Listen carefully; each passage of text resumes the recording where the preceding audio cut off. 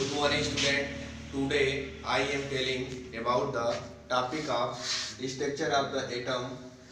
Its topics is class 9th और आज मैं आपको बताने जा रहा हूँ कि परमाणु की संरचना में क्या क्या चीज़ें इंपॉर्टेंट रोल प्ले करती हैं। उसको मैं आपको आज बेहतरीन तरीके से समझाने का पूरा प्रयास करूँगा। आप लोग केवल शांति का परिचय देते हुए ईमानदारी से ब्लैक बोर्ड पे जो भी चीज़ें मैं राइट किया हूँ वो अपनी कॉपी में लिखोगे और घर पे जाके इसको स्टडी करोगे। नेक्स्ट टाइम जब आओगे तो आपको पूरा फुल्ली के साथ तैयार हो जाएगा, ये मेरी पूरी गारंटी है। यहाँ मैंने बताया कि परमाणु और परमाणु से निखर के आया पदार्थ। यहाँ पर मैंने बताया कि पदार्थ क्या होती है, तो वो तो पिछली क्लास में मैंने बताया था कि जिसमें भार हो, जो स्थान घेरे और जिसको हम अपनी ज्ञानेंद्रियों से देख सकते हैं, वो हमारा पदार्थ कहलाता है। बट यहाँ पे हमको इंट्रोड्यूस करना है कि पदार्थ अणु और परमाणुओं से मिलकर बना होता है। यहाँ पर परमाणु की बात करूँ तो परमाणु विभाज्य होता है, आई मीन डिवाइजिबल होता है।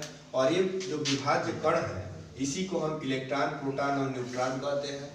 और यहाँ पे देखा जाए इन्हीं तीनों चीज़ों को हम अति सूक्ष्म कण कहते हैं, क्योंकि इसको हम अपनी नंगी आंखों से नहीं देख सकते, इसीलिए इसको अति सूक्ष्म कण कहते हैं। आप देखते होंगे पृथ्वी पर आपको दिखाई देता है कि कुछ भी नहीं है, लेकिन वहाँ पे अगर माइक्रोस्कोप से या सूक्ष्मदर्शी से देखा जाए तो बहुत सारे धूल आपको वहाँ पे देखने को मिलेंगे। तो यहाँ पे इसीलिए मैं यहाँ पे आपको बता रहा हूँ कि इलेक्ट्रॉन निगेटिव होता है, प्रोटॉन पॉजिटिव होता है और न्यूट्रॉन न्यूट्रल होता है।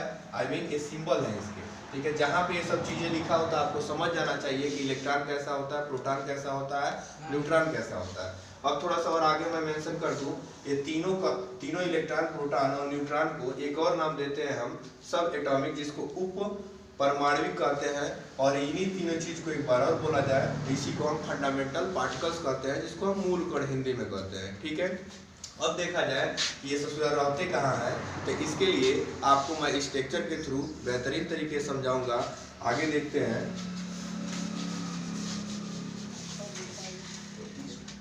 ये आपका मैंने बनाया, ठीक है, और इसके अंदर दे दिया नाभिक, ठीक है।